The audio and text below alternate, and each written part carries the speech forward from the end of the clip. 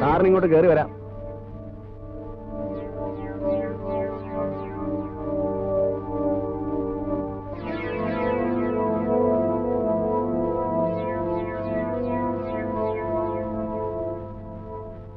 എവിടേക്കെങ്കിലും വിളിച്ചോണ്ട് പോകാൻ കാറുമായി കാത്തു നിൽക്കുന്നെങ്കിൽ ഇനി വഴിക്കേണ്ട. എനിക്കിതൊന്ന് നേരിട്ട് കണ്ടാൽ മാത്രം മതിയായിരുന്നു. സ്റ്റാർ ആവാൻ നിൽക്കുന്നു. ഇതുപോലെ 4 ഡയറക്ടർമാരുണ്ടെങ്കിൽ ഏത് തേവിടിശിക്ക് സ്റ്റാർ ആവാം. ചുമ്മാ അല്ലേ പത്രക്കാരൻ നിന്നെ പറ്റി പറയുന്നത്. അതിന് കൂട്ടു നിൽക്കാൻ ഒരു തള്ളേ വേണ്ടാത്തത് പറയരുത്. അമ്മയൊന്നും മിണ്ടാതെ നിൽക്കുന്നുണ്ടോ? എന്താണ് പറഞ്ഞത്? ആവശ്യമില്ല സീൻ ഉണ്ടാക്കാതെ. ആവശ്യമില്ലാതെയോ? ഇതിന് ഞാൻ മിണ്ടില്ലെങ്കിൽ പിന്നെ ഏതായി ആവശ്യമുള്ളത്? ആ കുട്ടി എന്റെ പടത്തിൽ വർക്ക് ചെയ്തുകൊണ്ടിരിക്കുന്ന ഒരു ആർട്ടിസ്റ്റാണ്. എനിക്ക് അവളോട് പലതും ഡിസ്കസ് ചെയ്യാനുണ്ടാവും. ആയിക്കോളൂ. പക്ഷേ പട്ടപ്പകൽ 4 പേര് അറിയ തന്നെ വേണം നിങ്ങളുടെ ഡിസ്കഷൻ. ഇവളുമാർക്കോ നാണോ മാനോ ഇല്ല. എന്തിനും തയ്യാറായി ഇറങ്ങിയിരിക്കുക. നിങ്ങൾ 4 പേര് അറിയുമെന്ന് പോലും ഒന്നും ഓർക്കാതെ.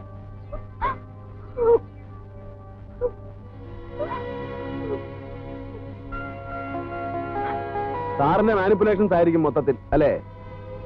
ഉപദേശിച്ച് കുടുംബം കലക്കാനുള്ള അറ്റംപ്റ്റ് ആയിരുന്നു എന്ന് ഇപ്പോഴാണ് അവിടെ കിട്ടിയത്. എനിക്ക് നിങ്ങളുടെ കുടുംബം കലക്കിയിട്ടൊന്നും കിട്ടാനില്ല. ഉണ്ടാവണമല്ലോ. ഭർത്താവിന് അങ്ങനെ ആവാമെങ്കിൽ എനിക്ക് ഇങ്ങനെയും ആവാം എന്നൊരു ഭാര്യയ്ക്ക് തോന്നാൻ വളരെ എളുപ്പമാണല്ലോ. ഹരി, അനാവശ്യം പറയരുത്. മിണ്ടരുതാ പട്ടി. നിന്നെ എനിക്ക് മനസ്സിലായില്ലെന്ന് കരുതിയോ? എന്നെ അങ്ങ് മറ്റേ ലിസ്റ്റിൽ എസ്റ്റാബ്ലിഷ് ചെയ്ത് കഴിഞ്ഞാൽ പിന്നെ നിനക്ക് ഇവളുടെ മുമ്പ് നല്ലവനാവാമല്ലോ. ഒരു ഫിലിം മേക്കർക്ക് അയാളുടെ തൊഴിലുമായി ബന്ധപ്പെട്ട് ഒരുപാട് പേരെ മീറ്റേണ്ടി വരും. അതിലാണും പെണ്ണും ഉണ്ടാവും. അതിന്റെ എല്ലാം പിന്നാലെ മാത്ത് വന്നിട്ട് വീട്ടിലെ സ്വൈര്യം കെട്ടാൻ ശ്രമിച്ചാലുണ്ടല്ലോ, അടിച്ചിനെ കഴുത്തിയാൻ തിരിച്ചളെ. നീ അത് പോയിക്കോളൂ.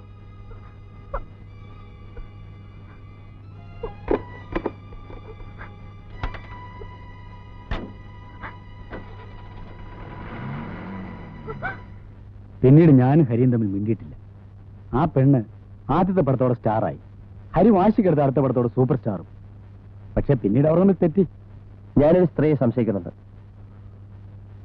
പക്ഷെ അത് രാഗിണിയാണ്. രാഗിണിയെ പോലെ ഒരു പെൺകുട്ടിക്ക് ഒറ്റയ്ക്ക് ഹരികൃഷ്ണനെ പോലൊരു പുരുഷനെ അങ്ങനെ കൊലപ്പെടുത്താൻ കഴിയുമെന്ന് എനിക്ക് തോന്നലില്ല. സഹായത്തിന് ഒപ്പം ആരെങ്കിലും ഒരാൾ കൂടി വേണം. ഒന്നുകിൽ വേറൊരു സ്ത്രീയോ അതല്ലെങ്കിൽ അതിനേക്കാൾ പ്രോബബിൾ ആയിട്ട് വേറൊരു പുരുഷനോ. രാഗിണിക്ക് ഈ മർഡറിൽ പങ്കുണ്ടെന്ന് തെളിഞ്ഞാൽ രാഗിണിയുമായി ഏറ്റവും അടുത്ത് സഹകരിച്ചിട്ടുള്ള ഫാമിലി എന്ന നിലയ്ക്ക് എനിക്ക് നിങ്ങളുടെ ഈ ഫാമിലിയെയും, എന്തിനാ വളച്ചിരിച്ച് പറയുന്നത്, നിങ്ങളെ തന്നെയും സംശയിക്കേണ്ടി വരും. வணக்கம் சார். மேனேஜர் வெளியில போயிருக்கு. டேட் விஷயம் ஏதாவது சொல்லணும்னா அவர் வந்தா தான் தெரியும். துளசி இல்ல இருக்கு. எங்க இருக்கு? உள்ள இருக்கு. மேக்கப் போட்டுட்டே இருக்கு. നിങ്ങൾ മലയാളികളല്ലേ? ആമാ. പിന്നെന്താ മലയാളം പറയാത്ത? ഫീൽഡിൽ പഴകുന്നവർ അധികവും തമിഴന്മാരും തെലുങ്കന്മാരും ഒക്കെ ആയതുകൊണ്ട് എപ്പോഴും തമിഴ് താൻ വരും. തുളസി എനിക്കൊന്ന് കാണണമല്ലോ. இப்ப முடியாது சார். அந்த செட்டில டைரக்டர் கூட வெயிட் பண்ணிட்டு இருக்கணும். சீக்கிரமா மேக்கப் போட்டு அங்க செல்லாൻ തുടങ്ങ അവള്. ഇന്നലെ വരുമ്പോ വെളുപ്പിന് 2 മണി. ഡേറ്റ് വിഷയന്നാ ഈ വർഷം ഡേറ്റേ കിടയാതെ. ഇത് ഡേറ്റ് വിഷയമൊന്നല്ല. ഞാൻ ഇവരെ ഒരു കൊലക്കേസുമായി ബന്ധപ്പെട്ട് ക്വസ്റ്റ്യൻ ചെയ്യാമെന്ന പോലീസ് ഓഫീസറാണ്. വിളിക്കാവരെ ഇങ്ങോട്ട്. ഹരികൃഷ്ണ സാറിന്റെ? അത് തന്നെ സാർ. ഇപ്പൊ അവളെ വിളിച്ച് ചോദ്യം ചെയ്താ അവളുടെ മൂടേ പോയിടും. ഷൂട്ടിംഗും ക്യാൻസൽ ആവും. സായങ്കാലം വന്നാ നിമ്മതിയാ. സായങ്കാലം വെറുതെ വൈകുന്നേരം വരാനൊന്നും നേരമില്ല. നിങ്ങളെ കുട്ടിയെ കൊണ്ട് വിളിക്കേ. മേക്കപ്പിൽ ഇരിക്കുകയാണ്. അത് സാരമില്ല.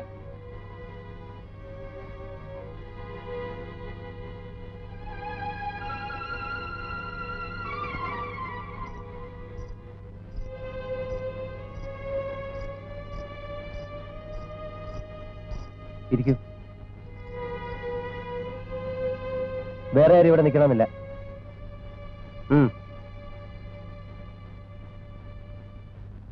സാർ, ഞാൻ ഒന്നും അറിഞ്ഞതല്ല സാർ.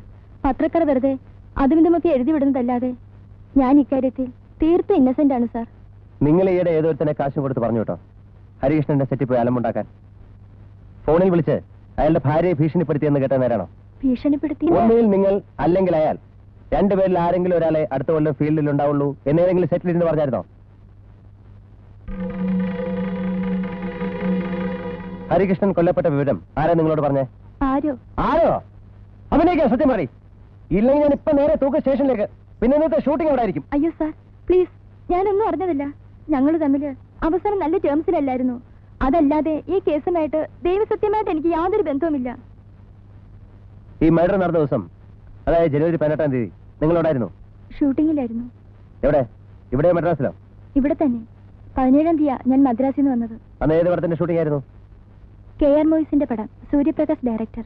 എന്താ പടത്തിന്റെ പേര്? ഒരുമിച്ച ദുഃഖത്തിൽ പങ്കുചേരാൻ. അന്ന് എവിടെയായിരുന്നു കളി? ബീച്ചില് ഡൂവറ്റ് എടുക്കായിരുന്നു. 6 മണിക്ക് തുടങ്ങി രാത്രി 2 മണി വരെ ഷൂട്ടിംഗ് ആയിരുന്നു. 2 മണിക്ക് വന്നു കിടന്ന് ഉറങ്ങി. പിന്നെ കാലത്ത് 9 മണിക്ക് അമ്മ വന്ന് വിളിച്ചു നിർത്തി കാര്യം പറയുമ്പോഴാ ഞാൻ ആ വിവരം അറിയുന്നത്. ഉറങ്ങാൻ പോണതിന് മുമ്പ് സ്ലീപ്പിംഗ് പിൽസ് അടിക്കുന്ന ശീലമുണ്ടോ? ഉണ്ട് സാർ. ആരാ എവിടുന്ന എന്നൊന്നുമില്ല. സിറ്റിയിൽ തന്നെ പോസ്റ്റ് ചെയ്തിരിക്കുന്നത്. എഴുതിയേക്കുന്നത് ഒഴിഞ്ഞു മാറാൻ ശ്രമിക്കുകയാണെന്ന് എനിക്ക് മനസ്സിലായി. തെറ്റുകളുടെ ചങ്ങലയിലേക്ക് പുതിയ കണ്ണികൾ അന്വേഷിച്ചടക്കുന്ന ഒരു മനുഷ്യന് പലയിടത്തു നിന്നും ഓടി ഒളിക്കേണ്ടി വരും. സ്വയം ഒഴിയാൻ നോക്കൂ, അല്ലെങ്കിൽ ഒഴിവാക്കാൻ. ഇല്ലെങ്കിൽ നിങ്ങളെ എപ്പോഴും ഭയക്കേണ്ടിയിരിക്കുന്നു. ഒരു ത്രെട്ടുണ്ട് ഇതിൽ. കൈയക്ഷരം കണ്ടിട്ട് ഇതാരുടേതാണെന്ന് പറയാൻ പറ്റുമോ? ഒരു പെണ്ണിന്റെ ഹാൻഡ് റൈറ്റിംഗ് പോലെ ഇരിക്കുന്നു. ഹാൻഡ് റൈറ്റിംഗ് പെണ്ണിന്റെ തന്നെയാണ്. അത് ഞാൻ എക്സ്പേർട്സിന്റെ അടുത്ത് കൊടുത്ത് വെരിഫൈ ചെയ്യിച്ചു. ഇങ്ങനൊരു കത്ത് എഴുതാൻ ആരായിരിക്കും ചാൻസ് എന്ന് വല്ല ഊഹവും കിട്ടുന്നുണ്ടോ നോക്കണം. എനിക്കൊരു ഊഹവും കിട്ടുന്നില്ല.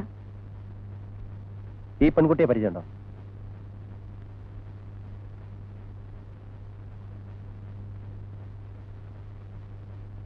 കണ്ടിട്ടില്ല. ഓർത്ത് നോക്കണം. ഒരിക്കൽ പോലും കണ്ടിട്ടില്ലേ? ഇല്ല. ഷുവറാണോ? അതെ. ചാൻസ് ചോദിച്ച് എഴുതിയ വല്ല പെമ്പിള്ളേരുടെ ഫോട്ടോ ആയിരിക്കും. അല്ല, ഇതാ കൂട്ടത്തിൽ നിന്നുള്ളതല്ല. കൂട്ടത്തിൽ ഭേദപ്പെട്ടതെന്ന് തോന്നിയിട്ട് മാറ്റിവെച്ചതായിരിക്കാം. May be. ഇതാണ് അദ്ദേഹത്തിന്റെ അവസാനത്തെ ഡയറി. കഴിഞ്ഞ കൊല്ലത്തെയും ഇക്കൊല്ലം ജനുവരി വരെ ഉള്ളത്. കഴിഞ്ഞ നവംബർ വരെ ഏതാണ്ട് മുടങ്ങാതെ എഴുതി പോന്നിട്ടുണ്ട്. ഒന്നുമില്ലെങ്കിലും എന്തെങ്കിലുമൊക്കെ കൊത്തിക്കൊടിച്ചിരുന്ന ആ പതിവിന് അന്ത്യം സംഭവിച്ച ദിവസങ്ങളാണിത്. നവംബറിലെ 21-ാം തീയതി അവസാനിക്കുന്ന ഈ കുറിപ്പുകളിൽ പിന്നെ ഒരു പേജിൽ എന്തെങ്കിലുമൊക്കെ എഴുതിയിരിക്കുന്നത് ജനുവരി 1-നാണ്. അവസാനത്തെ കുറിപ്പ് ജനുവരി 1-നാണ്.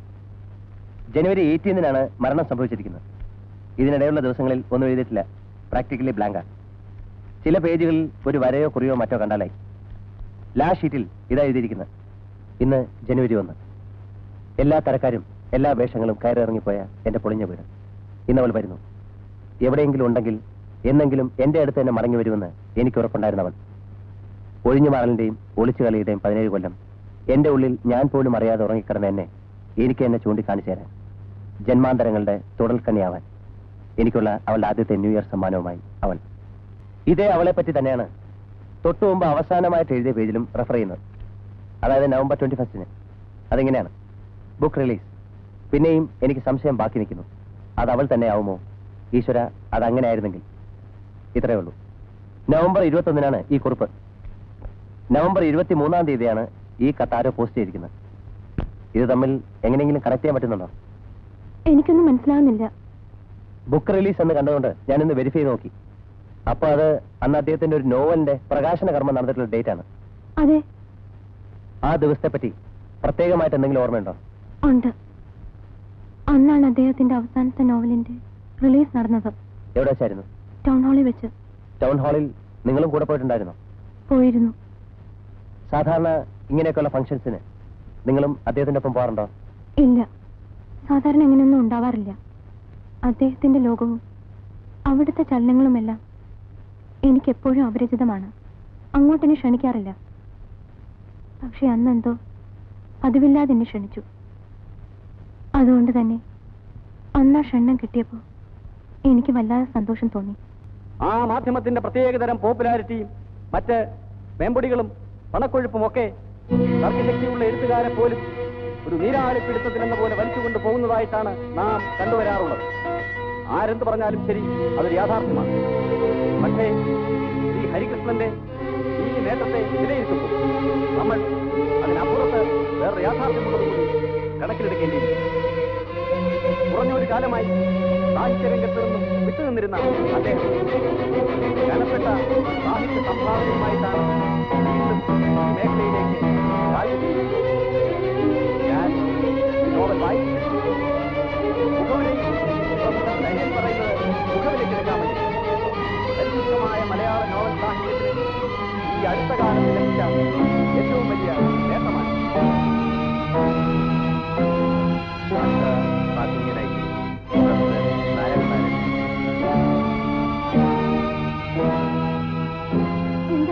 എന്താ ഉണ്ടായത്? എനിക്ക് പെട്ടെന്ന് തലവേദന ഷിവറിങ് പോലെ. ഈ എക്സൈറ്റ്മെന്റ് കാരണം പ്രഷർ കയറി. എന്താ എന്താ സാർ, എന്ത് പറ്റി? ഡോക്ടേഴ്സ് പലരും ഇവിടെ ഓഡിയൻസിന്റെ കൂട്ടത്തിലുണ്ട്. ഇവിടെ തന്നെ ചെക്കപ്പ് ചെയ്യിക്കാം. വേണ്ട, അതൊക്കെ പിന്നെ ആകെ ഒരു കമോഷൻ ആവും. ഒന്നുമില്ല, ഒറ്റയാളും അറിയത്തില്ല. ഇല്ല, ഞാൻ പോട്ടെ. I'm not feeling all right. അങ്ങനെ അങ്ങ് പോയാ ആളുകൾ സാറിന്റെ പ്രസംഗം കേൾക്കാൻ വേണ്ടിയിട്ട് മാത്രം വന്നവരാ. അതിന് വേണ്ടിയിട്ട് അവർ മുഴുവൻ സഹിച്ചിരുന്നു കൊടുത്തു. ഒന്നും പ്രസംഗിക്കില്ല. 2 വാക്ക് പറഞ്ഞിട്ട് ഐ എം സോറി. സാർ, സന്തോഷം പങ്കിടാൻ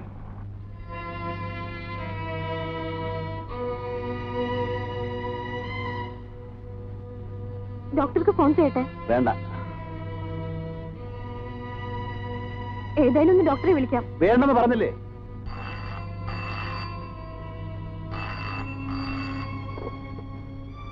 ഹലോ, അതെ, ഇപ്പൊ എത്തി. ടൗൺ ഹാളിൽ നിന്നാണ്. നീ അത് അവിടെ അങ്ങനെ വെക്ക്.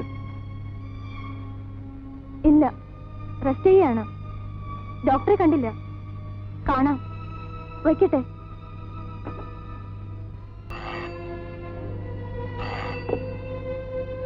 അതെ, മനസ്സിലായി. ഇല്ല, പറ്റില്ല. പറ്റില്ലെന്ന് പറഞ്ഞാൽ പറ്റില്ല. That is none of my headache. അതെ. എന്താ എന്താ ഉണ്ടായത്? ഭൂകമ്പം. ഒന്ന് സൗകര്യം കൊടുക്കും എല്ലാരും കൂടെ.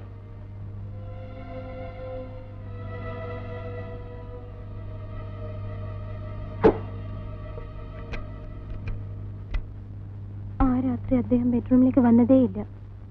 ഭക്ഷണവും കഴിച്ചില്ല. ആ നൈറ്റ് പിന്നെ എങ്ങനെ കലാശിച്ചു? എങ്ങനെ കലാശിക്കാൻ? എനിക്കെന്നും കരച്ചിലിന്റെ ഒരു രാത്രി. അദ്ദേഹം ഉറങ്ങിയിട്ടില്ലെന്നാ തോന്നുന്നത്. നേരം വെളുക്കുന്നവരെ അവിടെ നടക്കുന്ന ഇരിക്കുന്നൊക്കെ കേൾക്കാമായിരുന്നു. ഓഡിയൻസിന്റെ ഇടയിൽ ആരെയോ കണ്ട് പുള്ളി ആകെ അപ്സെറ്റ് ആയെന്നാണോ നിങ്ങൾക്ക് തോന്നിയത്?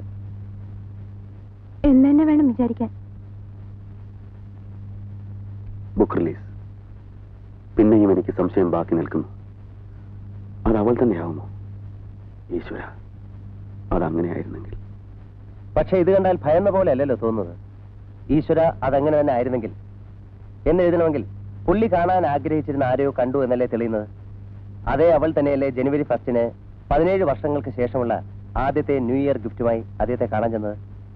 എന്തോ എനിക്ക് അദ്ദേഹത്തെ 7 വർഷത്തെ പരിചയമേ ഉള്ളൂ. അതിനു മുമ്പത്തെ കഥകളൊന്നും ഞാൻ ചെയ്യാൻ പോയിട്ടില്ല.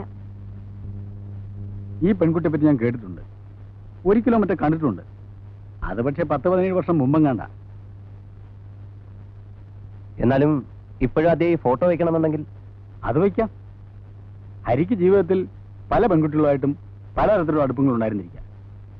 എന്നാൽ ഈ പെൺകുട്ടിയെ പറ്റി അയാൾ പലപ്പോഴും എന്നോട് പറഞ്ഞിട്ടുണ്ട്. പുള്ളിക്ക് അങ്ങോട്ട് വല്ലാത്തൊരാകർഷണം തോന്നിയിട്ടുള്ള ഒരേ ഒരു പെണ്ണു ഇത് തന്നെയാ. അയാൾക്ക് ശരിക്കും അവളെ ഭാര്യയാക്കണമെന്നുണ്ടായിരുന്നു. പിന്നെ എന്തുകൊണ്ടാണ് നടന്നില്ല? അതെനിക്കറിയില്ല. പറഞ്ഞിട്ടില്ല, ഞാൻ ചോദിച്ചിട്ടില്ല. അതൊരു പേഴ്സണൽ സീക്രട്ടായിട്ടാ എനിക്ക് തോന്നിയിട്ടുള്ളത്. ആരാ ഇവര്?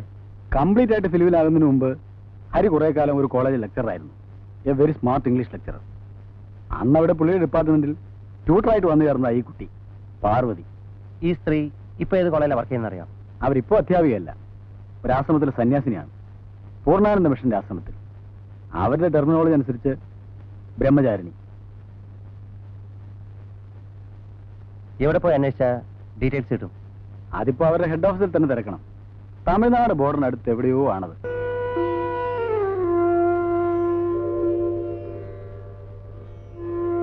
ഇരിക്കും.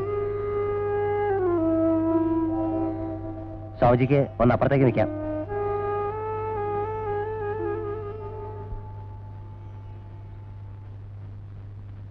ഞാനൊരു മർഡർ കേസുമായിട്ട് ബന്ധപ്പെട്ടിട്ടാണ് മിസ് പാർവതി അന്വേഷിച്ചു വന്നത്. എക്സ്ക്യൂസ് മീ, ദയവ് ചെയ്ത് ആ പേര് വിളിക്കാതിരുന്നാൽ കൊള്ളാം.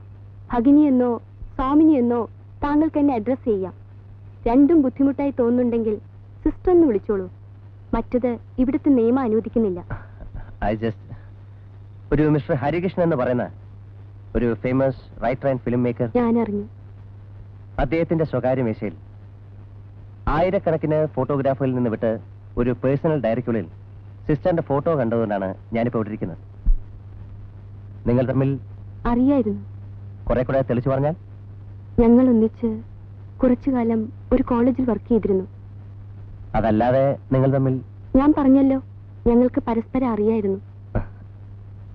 അതല്ല ഞാൻ ഉദ്ദേശിച്ചത്. ഒരു ആശ്രമത്തിന്റെ അറ്റ്മോസ്ഫിയർ വെച്ച് ഇങ്ങനെയൊക്കെ ചോദിക്കാനും പറയാനും പാടുണ്ടോ എന്ന് എനിക്കറിയില്ല.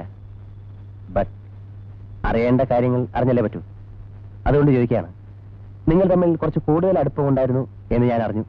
17 കൊല്ലത്തിനപ്പുറത്തെ ഒരു പ്രത്യേകതരം എക്സ്പീരിയൻസും കുറെ പ്രത്യേകതരം ദിവസങ്ങളും. അതിനെപ്പറ്റി ഇപ്പൊ തിരക്കുന്നത് വേണ്ടി വന്നതുകൊണ്ടല്ലേ? നിങ്ങൾ അറിഞ്ഞത് കുറേയൊക്കെ ശരിയാണ്. അതുമായിട്ട് ബന്ധപ്പെട്ടിട്ടാണോ സിസ്റ്റർ ഇങ്ങനൊരു ജീവിതത്തിലേക്ക് വഴിതിരിഞ്ഞ്? എന്ന് വേണമെങ്കിലും പറയാം. പിന്നീട് നിങ്ങൾ തമ്മിൽ കണ്ടിട്ടുണ്ടോ? ഇല്ല. ഹരികൃഷ്ണൻ എപ്പോഴെങ്കിലും ഇവിടെ വന്നിട്ടുണ്ടോ ഈ ആശ്രമത്തിൽ? ഇല്ല. സിസ്റ്റർ എപ്പോഴെങ്കിലും അദ്ദേഹത്തെ കാണാൻ ശ്രമിച്ചിട്ടുണ്ടോ? ഇല്ല. അപ്പൊ കണ്ടിട്ടേ ഇല്ല? ഇല്ല. അദ്ദേഹം മരിക്കുന്നതല്ലേ? ഇല്ല. മരിച്ചതിന് ശേഷവും? ഇല്ല. ഈ പറഞ്ഞ ദിവസം, അതായത് ജനുവരി 18-ാം തീയതി, നിങ്ങൾ കൊട്ടിയത്തുള്ള ആശ്രമത്തിലേക്ക് തന്നെയാണോ പോയത്? അതെ. ആ രാത്രി അവിടെ തന്നെ ആയിരുന്നു കഴിഞ്ഞത്? അതെ. അതിനവിടെ രജിസ്റ്റർ ഉണ്ട്. Thank you. ഞാൻ അത് അവിടെ ചെക്ക് ചെയ്തോളാം. Sorry for the disturbance. Sir ഒന്ന് പറഞ്ഞാ കൊള്ളാം. ഫിറ്റ്നസ് എന്ന് പറഞ്ഞാൽ ഏത് സെൻസിലാണെന്ന് കൂടെ വേണ്ടിയില്ലേ? പബ്ലിക് ആയിട്ടാണ് പൊലയാടി പോലെ പരിപാടി. സാർ, ഇതെന്റെ വൈഫാണ് സാർ. ആണോടി? അല്ല സർ, പിന്നെ ഇങ്ങനെ കുറച്ചു നാളായിട്ട് എപ്പോഴും എന്റെ പുറകെ വായി നോക്കി നടക്കുന്ന ഒരുത്തനാ സർ. നീ മിനിയാന്ന് ഇതേ സ്പോട്ടിൽ ഏതാണ്ട് ഇതേ നേരത്തെ വേറൊരു പെണ്ണുമായിട്ട് വർത്താനം പറഞ്ഞോണ്ടിരിക്കുന്നുണ്ടല്ലോ. ഉള്ള കഞ്ഞി പാറ്റയിടരുത്, പറഞ്ഞേക്കാം. ബാക്കിയുള്ളവൻ കഷ്ടപ്പെട്ട് പോട്ടെ. ആശാൻ കേസ് അന്വേഷിച്ച് അവസാനം ഇപ്പൊ ലേറ്റസ്റ്റ് ആയിട്ട് ഒരു കുരുക്കി പോയി ചാടിക്കൊടുത്തുന്നാ തോന്നുന്നത്. അന്വേഷണം ഒരു പെണ്ണിൽ നിന്ന് വേറൊരു പെണ്ണിലേക്ക് സ്ലിപ്പായി ഇപ്പൊ അതൊരു ജാക്കി സ്ഥാനത്തിൽ പോയി ഉടക്കി നിൽക്കുക. പുള്ളിക്കാണെങ്കിൽ അവളോട് ഉള്ളിൽ ഭയങ്കര പ്രേമവും. ഇന്നലെ രാത്രി മുഴുവൻ കക്ഷി എന്നോട് അവളുടെ ബ്യൂട്ടിയെ പറ്റി പറഞ്ഞ് ബോറടിക്കായിരുന്നു. അത് ക്ലീൻ ഇൻവെസ്റ്റിഗേഷൻ മൂത്ത് കുറ്റവാളിയെ കയ്യെ കിട്ടുമ്പോ കുറ്റവാളി ഇൻവെസ്റ്റിഗേറ്റിംഗ് ഓഫീസറും തമ്മിൽ ഡിങ് ഡിങ്. ചേട്ടനെ കാണട്ടെ, ഞാനിട്ട് വാരുന്നുണ്ട്. അയ്യോ, അതൊന്നും ചെയ്തോളല്ലേ. ഞങ്ങൾ തമ്മിൽ എല്ലാം പറയും. എന്ന് വെച്ച് ഞാനത് പുറത്താരോടെങ്കിലും പറഞ്ഞു എന്നറിഞ്ഞാൽ പുള്ളിക്ക് ചിലപ്പോഴത് ഇഷ്ടപ്പെട്ടില്ലെന്ന് വരും. ഓ